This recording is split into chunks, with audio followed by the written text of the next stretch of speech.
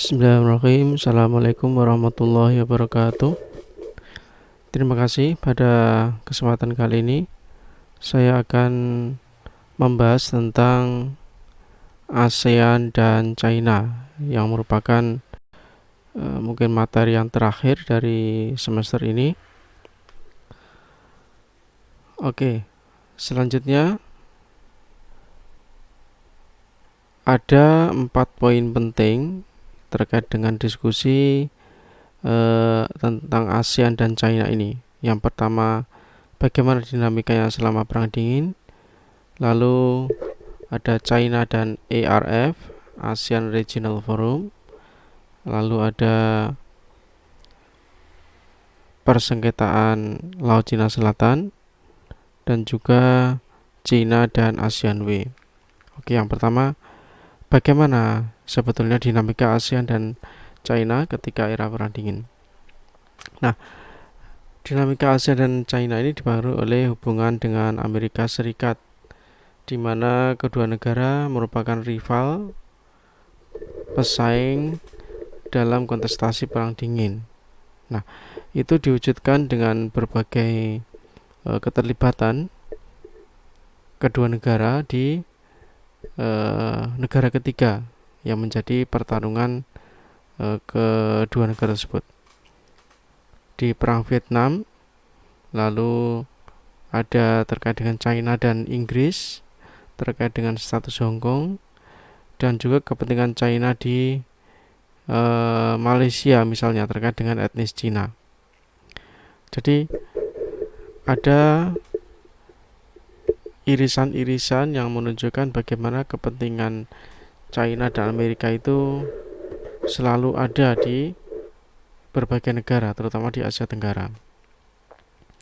Inggris yang merupakan sekutu Amerika yang menjadi penjajah di Malaysia tentu didukung Amerika dalam melaksanakan kebijakan-kebijakannya, termasuk bagaimana kedudukan etnis Melayu di Malaysia yang menjadi platform politik Inggris di Malaysia, yang mana etnis Cina itu cenderung tidak diuntungkan. Nah, dalam posisi ini Cina terus melakukan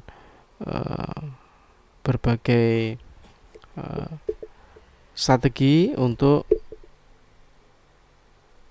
menjaga kepentingan etnis Cina di Malaysia, karena bagaimanapun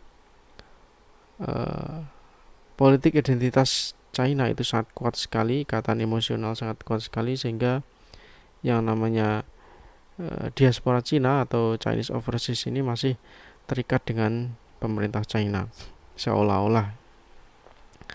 Nah, dalam konteks inilah event-event seperti konfrontasi, lalu ada perbedaan pandangan antara PKI di Indonesia dan Partai Komunis Vietnam misalnya terkait dengan ideologi komunis, itu di sana ada persaingan antara kedua negara tersebut, yaitu Amerika dan China. Nah, di era Perang Dingin, hubungan Cina dan Indonesia ini terutama di era Soekarno sangat dekat, karena satu garis ideologi, meskipun pada peristiwa pembebasan Iran Barat misalnya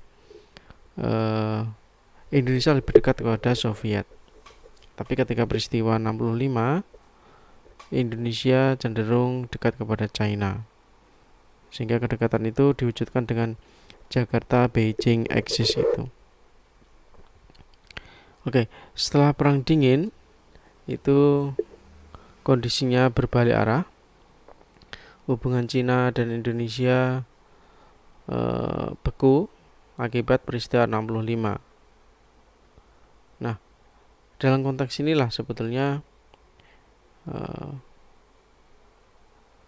yang namanya perang proksi itu muncul karena adanya kepentingan-kepentingan negara major power itu. Nah, akhir Perang Dingin itu sebetulnya bisa dilihat dari kunjungan Nixon ke Beijing tahun 71. Jadi ketika itu terjadi perpecahan ideologi di kubu komunis antara China dan Soviet Union, maka China cenderung lebih kooperatif dengan Amerika karena tidak terus menerus terlibat dalam ketegangan. Nah, sebaliknya di Indonesia sentimen anti Cina itu terus ada sepanjang pemerintahan Orde Baru dan baru pulih tahun 90-an ketika perang dingin sudah usai, hubungan Indonesia dan China kembali normal. Sedangkan Malaysia itu lebih dulu, sejak kunjungan Nixon itu Malaysia terus melakukan rekonsiliasi dengan pemerintah China. Sedangkan di negara-negara Indo-Cina relatif hubungan China kurang menghadapi masalah karena persamaan ideologi komunis di kalangan negara-negara Indo-Cina. Oke, yang kedua China dan ARF. ASEAN Regional Forum itu bisa dikatakan sebagai the only regional security framework in the world karena melibatkan sebuah kawasan ASEAN khususnya, tapi sebetulnya aktor-aktornya di luar kawasan itu. Jadi sampai sekarang ada sekitar 18 lebih yang terlibat secara intensif tentang Security Forum melibatkan ASEAN. Jadi ASEAN ini mempunyai peran yang sangat penting untuk menjaga perdamaian kawasan. Jadi misinya itu untuk membangun keamanan dengan melibatkan banyak pihak, tetapi tidak melakukan mendefinisikan siapa sebetulnya yang menjadi musuh itu.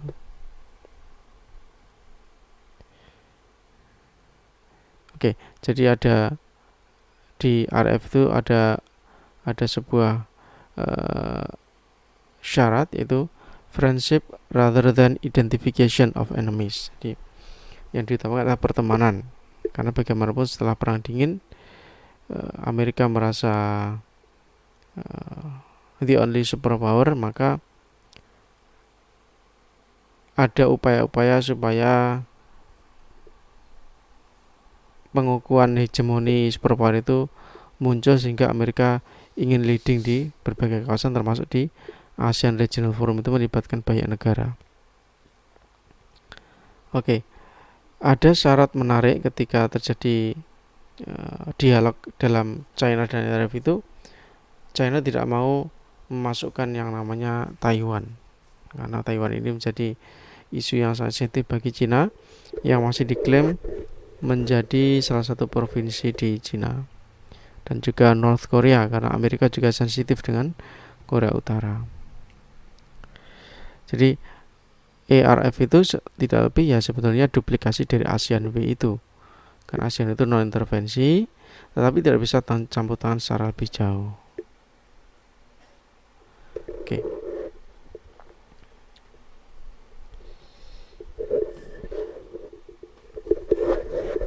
China sendiri sangat mendukung yang namanya RF ini karena bagaimanapun pasti ada agenda-agenda di balik keterlibatan China dalam dialog RF yang sangat intensif itu. Nah, uniknya ARF ini hanya sebatas semacam forum silaturahmi dan tidak mempunyai kantor tetap. Nah, artinya di sini kelihatan bahwa sebetulnya ARF ini sebuah forum dialog saja, tidak ada kesepakatan yang bisa mengikat negara-negara anggota itu. Hal ini karena ASEAN itu lebih cenderung bilateralisme dibanding multilateralisme. Kasus Malaysia, Singapura, Malaysia, Indonesia semua menggunakan saluran bilateralisme dibanding multilateralisme. Oke. Meskipun di sana ada kepentingan Cina di Laut Cina Selatan, lalu misi-misi khusus atau agenda yang sebetulnya ingin memanfaatkan AFI untuk kepentingan Cina, khususnya di Laut Cina Selatan. Nah, dalam ini posisi negara-negara ASEAN ya ambigu, artinya terlibat tetapi tidak bisa memberi keputusan. Oke, selanjutnya terkait dengan konflik Laut Cina Selatan. Jadi di sana ya dua negara itu, China dan Amerika lah yang berkepentingan untuk melakukan rivalitas militer, memperebutkan kawasan yang sengaja tidak dibereskan perbatasannya. Kalau Anda baca buku jurnal saya itu, di sana ada cerita bahwa ada masalah yang tidak terselesaikan setelah Perang Dunia Kedua, yaitu salah satunya status Laut Cina Selatan itu, terutama di Pulau Spratly, di mana itu terus menjadi polemik di negara-negara sekitarnya. Nah, kenapa itu dibiarkan? Karena di sana banyak sekali potensi sumber daya alam yang menjadi incaran banyak negara. Nah, Indonesia, not ASEAN, develop informal and non-official approach concerning potential conflict in the South China Sea. Jadi dalam hal ini Indonesia tidak menggunakan sarana ASEAN untuk menyelesaikan isu Laut Cina Selatan, tapi lebih kepada saluran-saluran di luar ASEAN. Misalnya memberi atau melakukan inisiatif, misalkan workshop dengan dukungan beberapa negara, yang mana dengan adanya workshop itu diharapkan muncul ide-ide gagasan untuk penyelesaian Laut Cina Selatan. Oke, itu beberapa konflik yang melibatkan China dan kepentingan di Laut Cina Selatan dengan negara-negara Asia Tenggara. Nah, terakhir dengan konflik Laut Cina Selatan ini, tentu di sana menimbulkan yang namanya persaingan persenjataan atau kompetisi senjata yang sangat berbahaya bagi kawasan Asia Tenggara. Oke, China dan ASEAN Way. Jadi ASEAN Way itu mengandung konsep-konsep kedaulatan, intervensi, problem solving. Di sana ada isu-isu demokrasi, human rights, yang mana itu kadang saling berbenturan satu sama lain. Tetapi pada prinsipnya kedaulatan, intervensi itu merupakan konsep penting dalam ASEAN Way. Oke, jadi menghindari konflik itu salah satu prinsip yang sangat penting di Asia Tenggara melalui ASEAN Way itu. Oke, dalam hal ini tentu peran ASEAN dalam ASEAN Regional Forum itu menjadi perdebatan, karena di sana tidak ada peran signifikan. Nah, sebaliknya China itu dan negara-negara di luar itu sudah menggunakan forum itu untuk mempengaruhi pendapat negara-negara Asia Tenggara khususnya terkait dengan kepentingan negara tersebut. Oke.